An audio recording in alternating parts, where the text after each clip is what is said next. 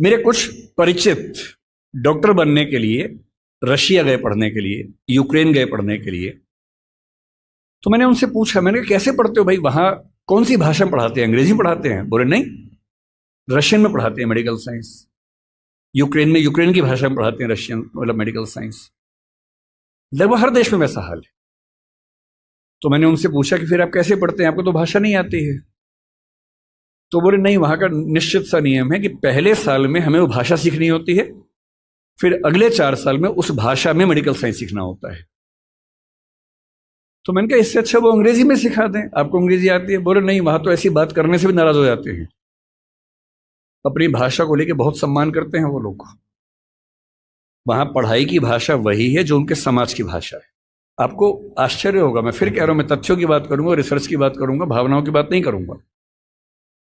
दुनिया में स्थापित सिद्धांत है, यूनेस्को पीछे पड़ा हुआ है इस चीज के लिए। दुनिया में स्थापित सिद्धांत है कि कोई भी बच्चा दुनिया का जितनी आसानी से अपनी भाषा में सीख सकता है, दूसरी भाषा में सीख ही नहीं सकता।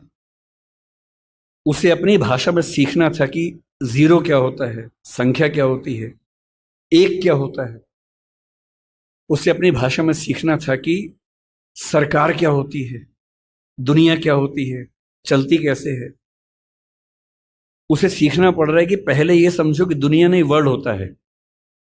अब उसकी आधी से ज्यादा ऊर्जा वर्ल्ड पे अटकी हुई है और बाकी बची खुची ऊर्जा से वो समझ रहा है कि वर्ल्ड होता क्या है। उसकी आधी ऊर्जा लगी नंबर शब्द याद करने में, ना कि यह समझने में कि संख्या क्या होती है, नंबर क्या होता है। एक अजीब सी साजिश दुनिया भर में चल रही है कि दुनिया के हर बच्चे को उसकी मातृभाषा से बचपन में ही वंचित कर दो। उसे एक ऐसी भाषा में सिखाओ जहां उसके लिए वो भाषा सीखना अपने आप में चैलेंज हो।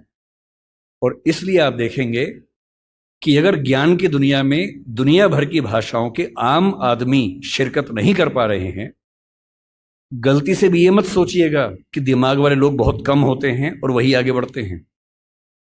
दिमाग वाले अधिकांश लोगों को बचपन में ही खत्म कर देने की साजिश दुनिया भर में चल रही है।